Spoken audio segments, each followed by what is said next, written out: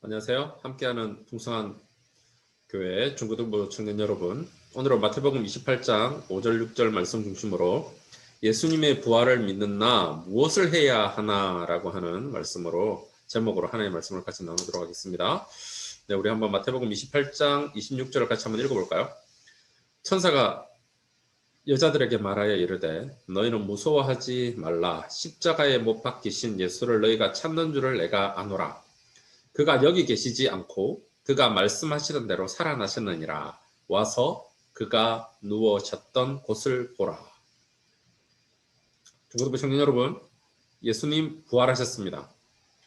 예수님 부활하셨습니다. 아멘. 근데 이 부활이라는 건 예수님의 부활은 좀 달라요.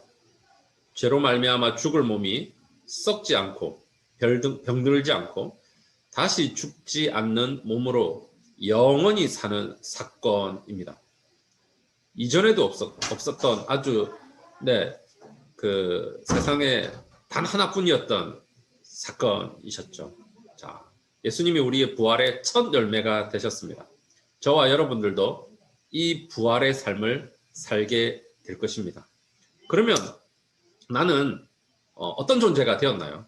예수님의 부활을 믿는 나는 어떤 존재인가요? 여러분 마태복음, 요한복음 1장 12절을 보세요. 영접하는 자, 곧 그 이름을 믿는 자들에게는 하나님의 자녀가 되는 권세를 주셨으니, 그래서 우리가 예수님의 죽으심과 부활로 말미암아 예수님이 우리의 부활의 첫 열매가 됨으로 말미암아 우리도 부활하고 또 우리는 하나님의 자녀가 되었습니다. 그리고 또 요한복음 12장 25절 26절도 볼까요?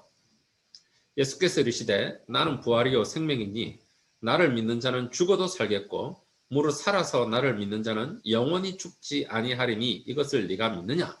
네, 우리가 예수님이 말씀하신 요한복음 12장 12장에 나와 있는 이런 존재가 되었습니다. 제가 다음 그림을 한번 보여드릴게요. 자, 예수님의 부활을 믿는 나는 이제부터 지금부터 예수님의 부활을 믿는 나는 영생의 삶을 살기 시작한 것입니다.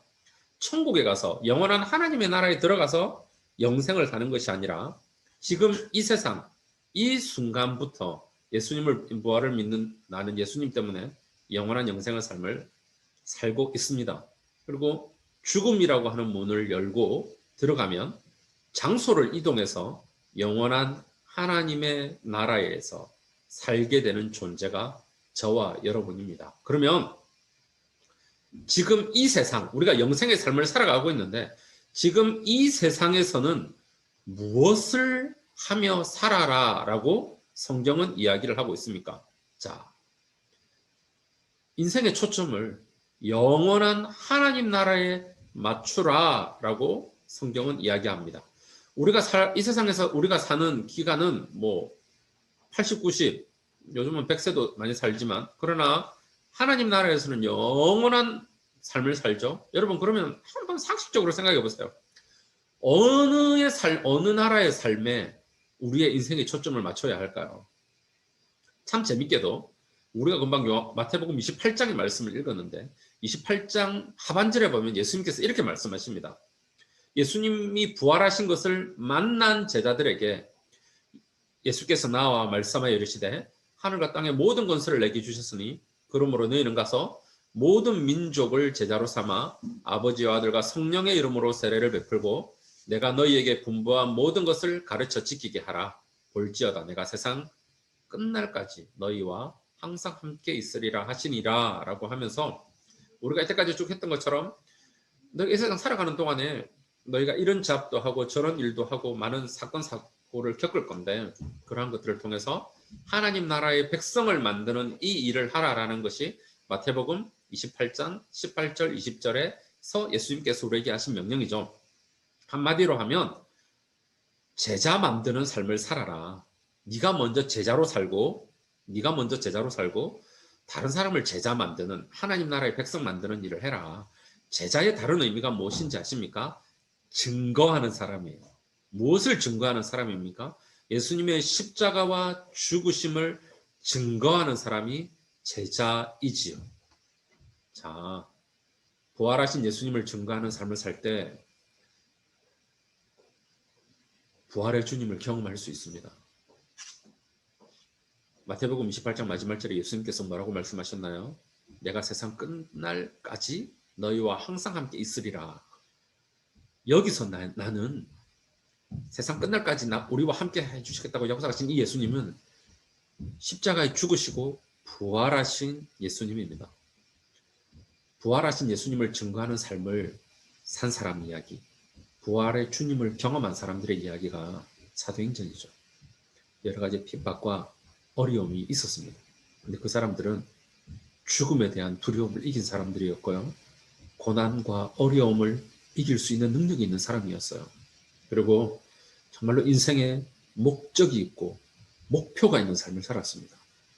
그리고 예수님이 함께하는 가슴 뛰는 삶을 살았던 사람들의 이야기가 사도행전 이야기입니다. 예수님은 저와 여러분이 이 세상에서 인생의 초점을 하나님 나라에 만들고 맞추고 하나님의 나라의 백성을 만드는 이 사도행전 29장 이후의 삶을 저와 여러분들이 살아가기를 원합니다. 그런 삶을 살아갈 때에 부활하신 주님을 경험할 수 있고요. 부활하신 예수님을 증거하는 삶을 살아갈 때에 부활의 능력을 경험하는 삶을 살아갈 수 있습니다. 정말로 예수님이 함께하는 가슴 뛰는 삶을 살아가고 있습니다. 살 수 있습니다.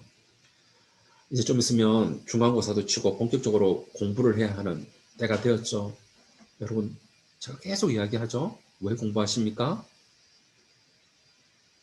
인생의 초점을 어디에 맞추어야 합니까? 여러분들은 삶을 어떻게 살아가기를 원합니까? 하나님은 창세기부터 요한계시록까지 여러분들이 어떠한 삶을 살기를 원하는지 여러분 알고 계십니까? 예수님의 부활을 믿는 나, 여러분은 어떤 존재입니까? 여러분은 어떤 삶을 살아가는 존재입니까? 부활하신 예수님을 증거하면서 부활하신 주님이 함께 하신 그러한 삶을 살아가야 될 존재가 저와 여러분이라는 걸 잊지 마십시오.